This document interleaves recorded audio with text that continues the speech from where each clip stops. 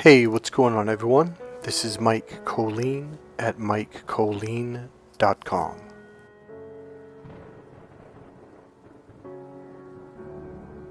Okay, so there is a message that I'm trying to get across. This is my second time attempting, but I want to make this one really short. So there's a video that came out before this. I might have this come out a week or two later, I'm not sure. Or maybe the very next day. So the video before that says you are the one God chose. That is the full video. This one, I want to make it shorter because I'm afraid a lot of you aren't going to listen to the whole thing because it's a long video, but man, that thing will change your life. So I'm going to do my best to condense it in this video to get the message across a lot faster. Alright, so I'm just going to jump right into this. Alright, so have you heard that phrase, rejection? Rejection is God's protection? Well, here's why. And I'm going to break this down using psychology, something in real life that I learned, experience, that really will kind of point this out to you. See, when people reject you, they are pushing you out of their group. That's a really, really, really good thing for a couple reasons. The main reason, because now God can find you. I'll explain that a little bit later as I put the pieces together. And just a quick note, the music is going to go down in about another 60 or 70 seconds. So here's what's going on. This is really important to understand. We were mixed in with them, okay? There's something that they did that caused this. So every church I went to since I was a little kid, every Bible study I attended, we would go over the whole, Cain killed Abel, and then there was, so Abel's dead. Now Abel was the good seed, Seth is the good seed. The other brother, Cain, who killed Abel, that's the bad seed. Now this is really important to understand. Alright, so now understand there's only two seeds on the planet. There's Seth and there's Cain. Cain's the bad, and the only one left other than that is Seth, and he's good like Abel, but Abel's dead. So now you only have Cain and Seth. So when I say seed, we're talking about sperm, okay? So these two lineages, these two lines of descendants are what's on the planet right now. Now the problem is it's not separate because Cain did something on purpose to intermix with the rest of humanity. So it's like there's humans and then there's mankind. Alright, so and then there's fallen angels, which is demons and all that stuff, okay? But that's not what we're talking about right now. That third part, I shouldn't have even brought that up. So remember God marked Cain, and he said, I forget how it goes, but basically he marked Cain, and now you're going to walk the earth with this mark on you, and everyone's going to know what you are and what you did, etc. So Cain is a narcissist. Cain is the same thing as a serpent. So a narcissist, Cain, the serpent, they're demons, they're evil, they're literally what we call narcissists. So the serpent was a narcissist. They just changed the name along the line so we couldn't see them. And that's what the serpent did. Like, shit, everyone knows who I am. So, shit, I can't walk around saying I'm a serpent or I'm Cain. I know, we'll just call us Narcissists. And, Narcissists just arrogant. And they look in the mirror and they like to look at their hair. So, because Cain had this mark, he stood out. And so did his seed. And because of that, they essentially could not survive. Because they couldn't trade with humans. They couldn't anything with humans, so it was very hard. So Cain had to figure out how is me and my seed going to intermix with humans.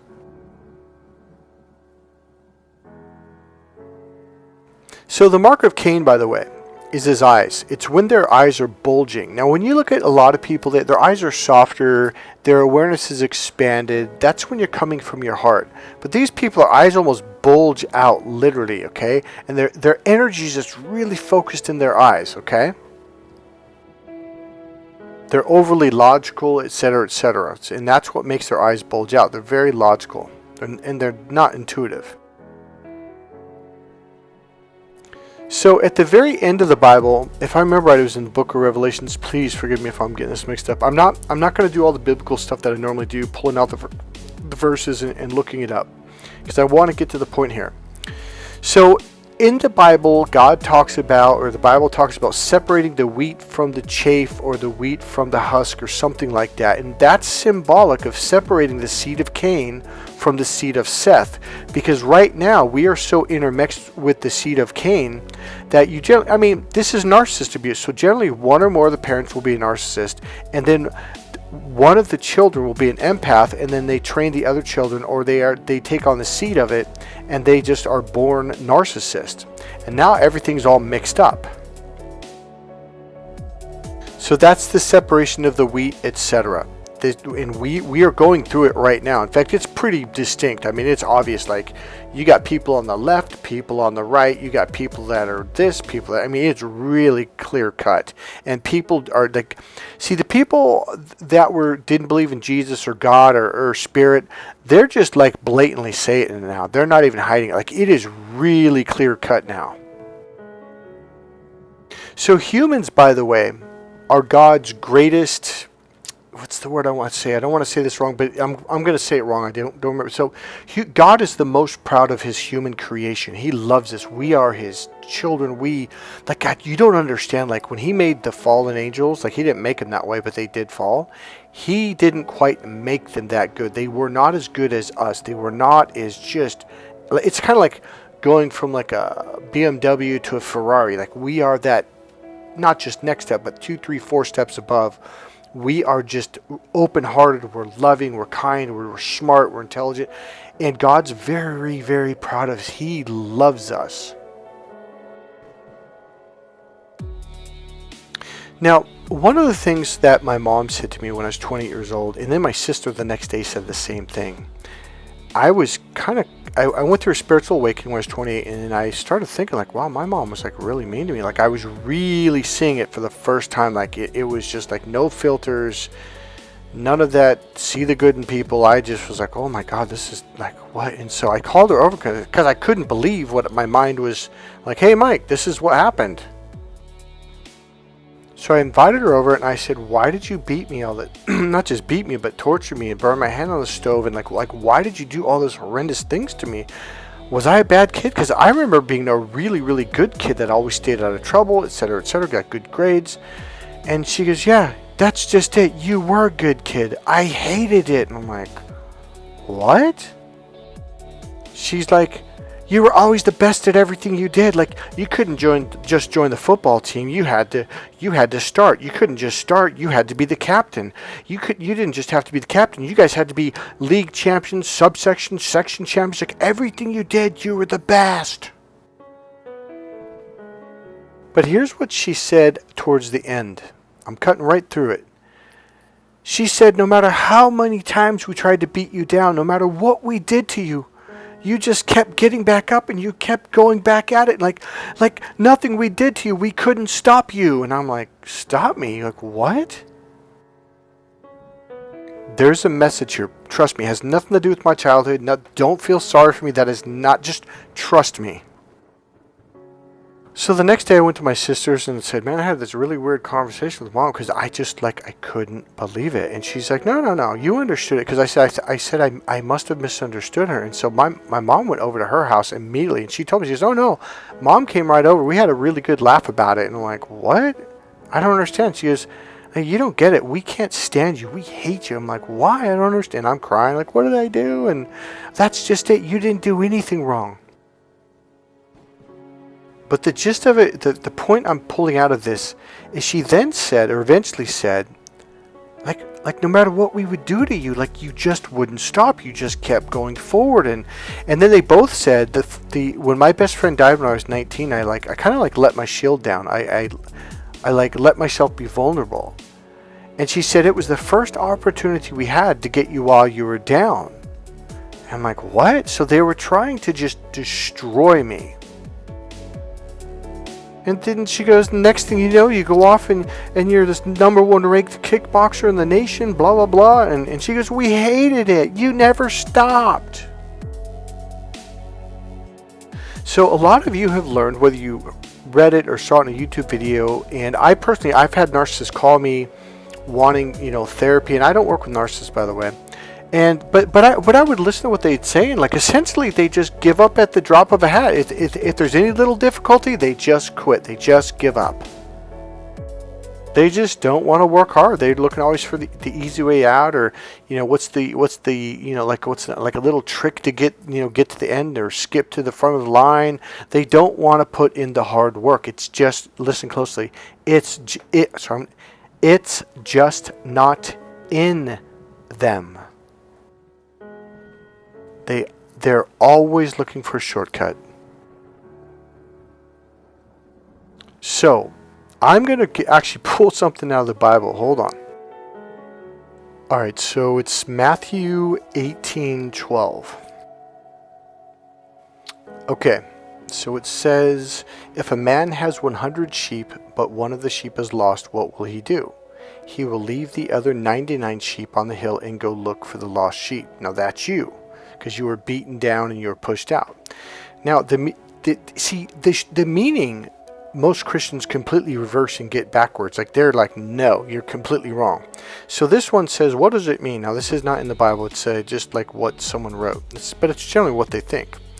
It's a demonstration of his love for all those who follow him. Leaving the 99 to retrieve the one does not mean he's forsaking or discarding the 99.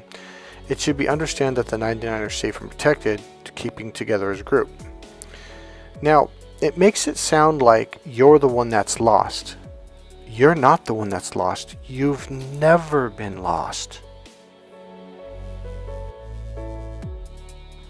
So the sheep, or I should say the herd, the 99, they're like, well, we all think the same. And therefore, like, what's wrong with you? Well, you're weird. You're not like us. You're right. We're not like you. We are different, for sure. And I'm very proud of that. In their logic, which is group think, well, we all think the same thing. Yep, and you're all going off the cliff. I am telling you, it's this way. You're going the wrong way. So here's what happens. Oh, I don't mean you guys. I meant the people going the other way. So you are on a different path. This is the path of righteousness. This is essentially it's the path of being open-hearted. And that's what Jesus says. Love is the fulfillment of the commandments. They think, well, if I live a righteous life and I follow the 10 commandments, well, then I'm going to go to heaven. And I'm going to tell you right now, Jesus has made this crystal clear. No, you will not. It has nothing to do with the law. It has nothing to do with you can't live a perfect life. That's what Jesus said is, if you even think it, you may as well have just done it. In the eyes of God, it's the same thing. In other words, you can't be perfect. It's not possible. The only way you can be accepted is like literally by accepting and receiving the gift of God. If you don't do that, then, well, you're not going. If you think you can buy God off by being a perfect person, following rules, no. Even if you were perfect, it doesn't matter. You still can't get to heaven that way. It is a gift from God. It is free, and you have to open up to receive it. And what that is opening up to your heart, i.e. your right brain. As Jesus says, love is the fulfillment of all the commandments. Sounds a lot like being open-hearted, huh? Versus being a thinker, logic. And that's what narcissists are. They're logical. They're stuck in their logic. They think it's about rules. Again, the left brain is the rules brain. It's about rules, structure, and organization. Do you know why people, they gather up in groups? Is because they're afraid. They don't have faith. So they gather up in groups and they say, well, let's agree on these beliefs. That right there, that has nothing to do with God. You made a decision, and you know what? I don't even know if it's a decision. It's just in your heart that you're going to follow God. It doesn't matter. It doesn't matter what they do to you. It's like you have to breathe. It's not like one day it was like, okay, well, the group told me not to breathe, so I'm going to stop breathing. Well, you'll die. It's the same thing with following God. It's like it's just in you. It's not like I don't even think it's a choice. I think it's just the way you are. And it's not in them. Now here's now here's the deal. God did leave them to come find you. Not to bring you back to the herd, no, to bring you back home to Him. Now the herd that's still doing the group think and thinking, well, what are the rules? Am I good? Am I being good today? Are you shaming me in church today? More shame, more blame. Oh, I'm a sinner. Oh, I'm going to hell. Oh, it's like they're still playing that game of what are the right rules? I'm a good person. You're a bad, either or, right or wrong. And God's looking at them like, well, God did not forsake them, as it said in that. Let me grab it. So God did not forsake them. It's kind of like what He said about the Jewish people. He said they're a stiff-necked people, meaning they're very stubborn. And that's why they spun in the desert for 40 years or however long it was. And that's essentially what's going on with people that call themselves Christians. They're just like spinning in circles, not getting anywhere. And God's going, well, eventually they're going to get it one by one, etc. Like, it's going to happen someday. Now here's what's going on. Okay, when I was about 16 years old, I worked for a feed store, Wilson's Feed in Napa. Okay, and what happened was my job was to feed the little baby chicks. We had like hundreds, I think 200, maybe even more. We had a lot of these little chickens. They were stacked in these little breeder things on top of each other. They had heat in there and a light, and they had water. And then I'd have to feed them every morning when I came in and water them and clean it, etc.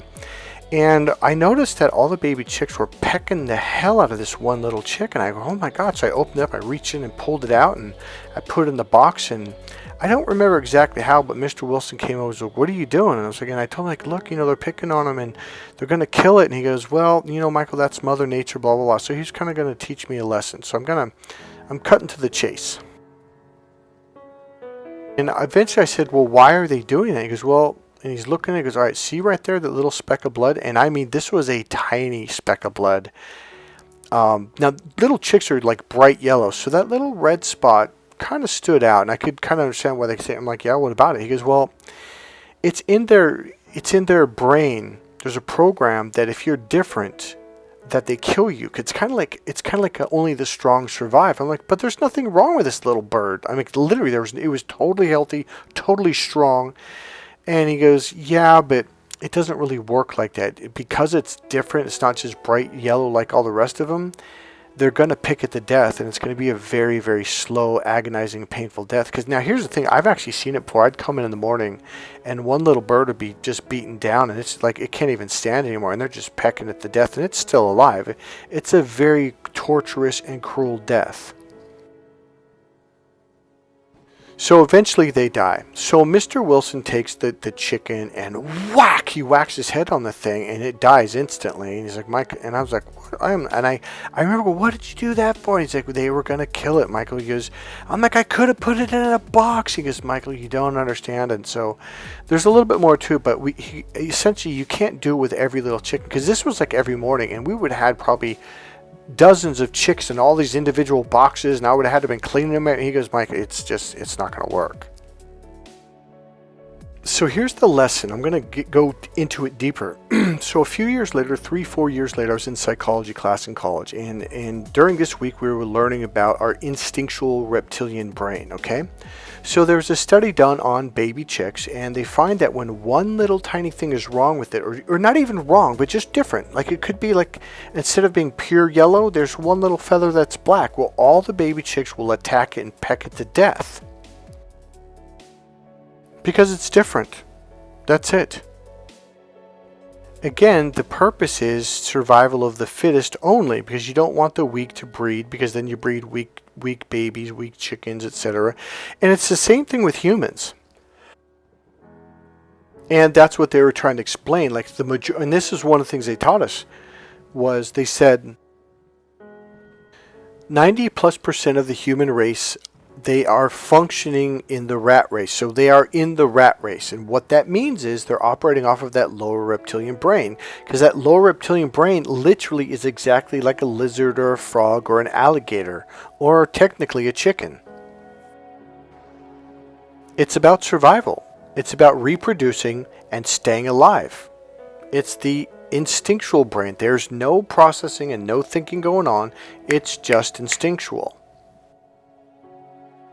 Now, we have the same program in that brain that a baby chicken does.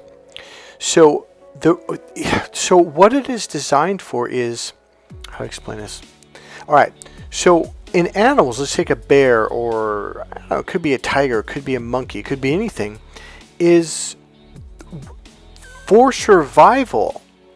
It basically says, we are your family, we that look like you, we are the same, and you're safe with us. But if you see something that is different, get away, because maybe they're going to kill you for food. And that's also essentially what the chickens were doing too. It's like, hey, you're different. My instinct is to get rid of you. So for a baby animal, baby bear, if like a leopard or a mountain lion or something comes up, it's like, oh shit, I got to get away from it. It's like, haven't you ever noticed how animals will just instinctually run away from you? And you're like, well, why are they running away from you? They haven't even seen a human before. It's because it's instinctual. It's born in them. Guess where racism comes from? Yep, from the lower reptilian brain, from this exact same program. Do you want to know what's wrong with the earth right now? Do you want to know what's wrong with the human race? They are literally operating off of this lower reptilian brain. There's no thinking, there's no processing, it's just instinctual.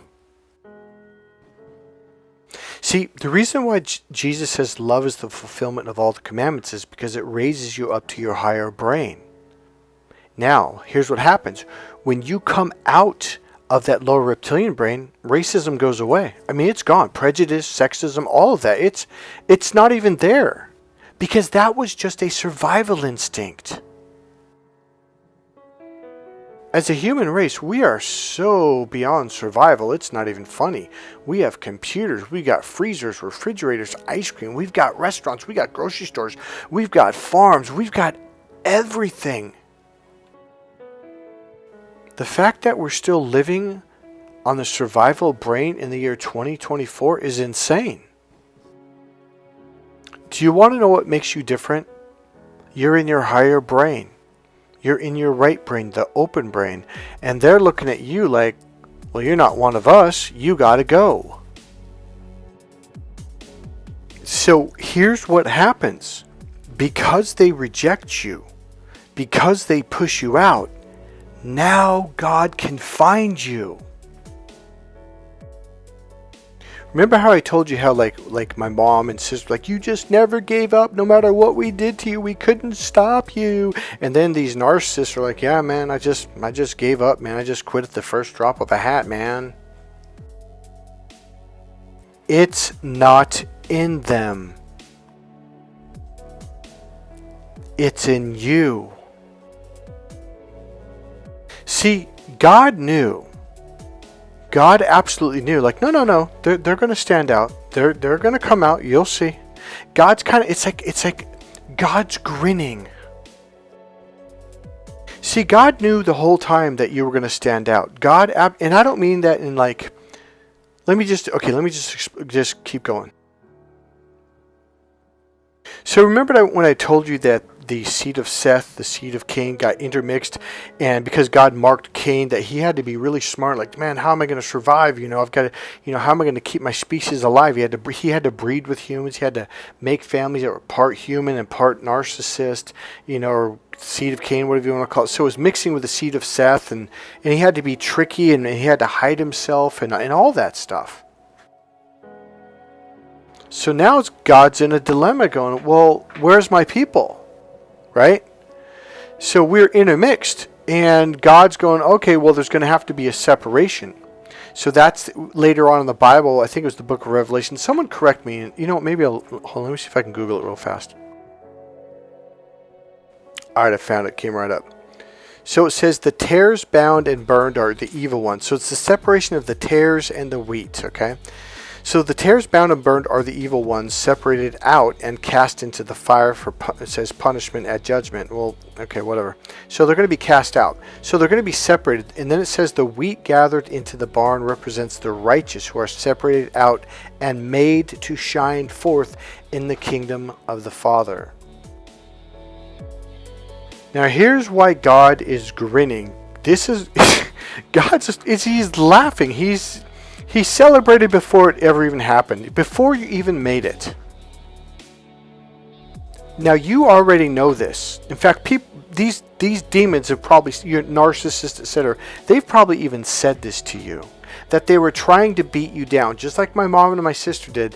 They're trying to get you to give up hope, to shut your heart down and go into your logic brain. They're trying to get you to just quit. But you can't.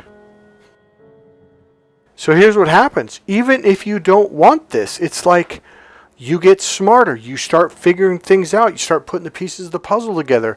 And you get stronger emotionally. You get stronger physically. Like you start to grow and develop in every freaking way. Mentally, emotionally, spiritually, physically. I mean, it's just like when I joined the wrestling team and the football team. I remember by the end of the season, I was this muscular, strong, like, it was insane. I remember when I joined the military, about 50+% of the guys, like, had probably never done a push-up in their life, probably never played sports, probably never got punched in the face in their life.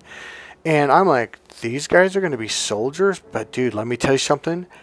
By the 7th or 8th week, these guys were hardened, toughened, aggressive. Because in the beginning, they were little wimps and stuff. I'm like, are you fucking kidding? Like, this is the easy stuff. But let me tell you something. By the 8th week, these dudes were determined. And you could tell, like, they'd never been this way in their entire life. They were determined. They were strong. They were aggressive. They were a force to be reckoned with. And I remember, because at first I'm like, I'm going to go to war with these guys? No way. But let me tell you something, by the 8th week and after, I would have been proud. I would have felt absolutely safe and comfortable going to war with these guys. And this is what happened. If you're alive right now, if you're listening to this video, this audio, this podcast right now, you've been strengthened. You've been toughened. Now you might be like, oh, Mike, I'm 5'1", I'm a little lady, I'm 55 years old or whatever. It doesn't matter. You are stronger than them. You can't stop. It's almost like I don't think it's that you don't have a choice. It's that you won't. So here's the deal. They pushed you out. You've been pushed out of churches. You've been pushed out of families. They pushed you so hard. You're like, what else am I going to do? So you would just leave. So you're not actually leaving God. You're following God. In fact, remember when I made a decision to leave the church? It's because God was saying, follow me. And here's the deal. I read my Bible every single day, as I always did. In the morning, in the evening, I prayed like I always did. And God was saying, I want you to follow me. And I'm going to tell you something. That decision to do that was probably the most terrifying decision I ever made in my life. So let's go back. So rejection is God's protection. Number one, here's why. You've got hundreds of sheep. You're intermixed with them. God can't find you because we're all in the human physical body of the animal body, the human body. And God's like, well, where are my people? When you got pushed out, here's the deal. You'd been beaten on and beaten on and beaten on. And you were developed, even though you may not quite realize it yet. Your light is shining more. You got pushed out, and now you're walking this path all by yourself, and the sheep are going that way. So you are essentially saying, no, I'm not going to let you close me down. I'm not going to give up. I'm not going to quit. So now God's looking down, and he sees this huge herd of sheep, and it's like, boom, there you are over there about a mile away. Boom, I got one. I'm going to bring them back home. I found you. That's how God finds you. So most religious people will be like, oh, well, they're the lost. Look at them. They just can't conform. Conform. That is so anti-God, like it's not even funny. They just can't be the way they can't fit in. Fit in, conform. Has anybody read the book called the Bible? You ever heard about Jesus? That dude didn't conform. And that's why they were so pissed off. It's like, dude, here's the rules. What are you doing? Alright, so now let me read this about what does leaving the 99 for the one mean. The shepherd leaves, is this the right one? Okay, yeah. The shepherd leaves the 99 others and searches high and low for the lost sheep. Jesus stresses that when the shepherd finds the lost sheep, he rejoices over it more than the 99 who did not go astray. Because you followed God, you literally followed your heart, and that kept you open to God. See, their way is thinking. Your way is feeling. It's your emotions. It's your heart. That's what it's all about for you. For them, it's not. And that's what made you stand out. And that's why they pushed you out. And that's why and how God found you. And that's why God always had the absolute confidence. He knew no matter how much they beat this person down, my child, that child can't let go of their heart. It's not possible. You're never going to let that go. Like my mom and my sister said, like no matter what we did to you, you just kept getting up. And God knew eventually they were going to reject you. They were going to push you out and be like, yeah. And if they didn't push it, they were going to beat you until you left. And that's exactly what most of you did on my channel. I've heard so many of you on the phone, email, and also posting in the comments like I just left my family, I left this, I left that, I quit my job. It's like that's how you stood. It's like that's how God found you. That's the best way I can explain it. And what triggered them to go after you like the little baby chickens is the fact that you were different, and what made you different is you're a heart-based person, and that's why and how you're connected to God. Now, it's not even necessarily that you're connected to God. They're just like, you're different. And so they just instinctually went on the attack until you just couldn't take it anymore. Like, I'm done. I give up. And you walked away. And that's why God was grinning the whole time. He knew eventually you were going to stand out. That's all I'm trying to say. He was like, eventually, okay, where is it? There you are. Boom. You pop out. I found him. See, God knows that you can't conform. You can't shut off your spiritual heart and your spiritual brain and go down into your lower reptilian brain and just join the group and just let's all be instinctual animals. Let's be chickens. Let's be freaking, you know what I mean? Like animals. Like let's and look on the planet. What's going on? It's a bunch of animals. You ever heard once was lost, now I'm found? You were lost because you were in the herd. You were in the herd of sheep. When you got out of the herd, now God found you.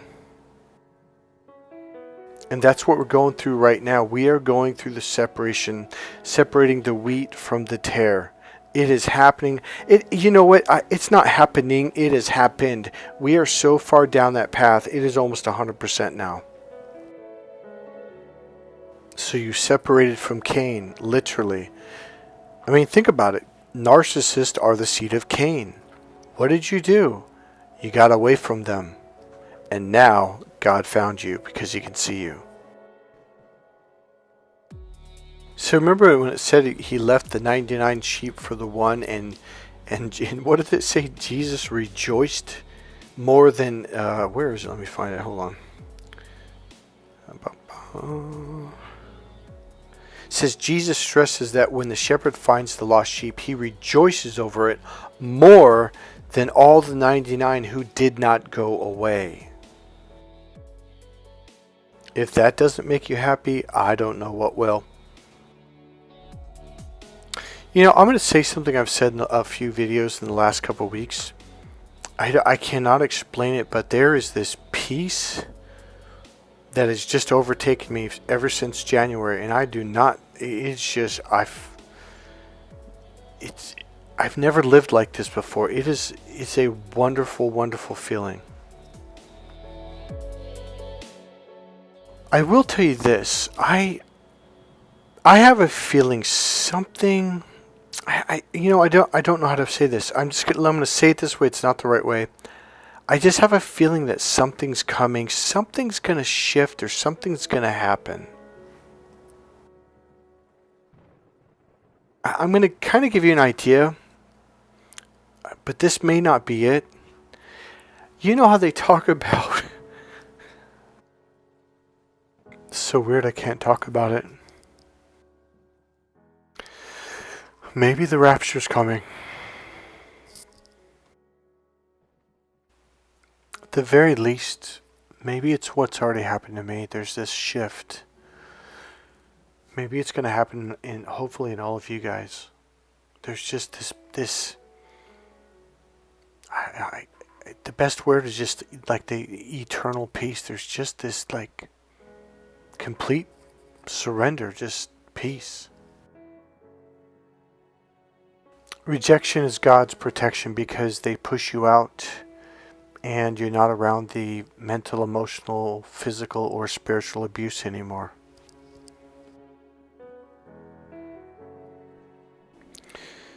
Maybe it's just going to be like this.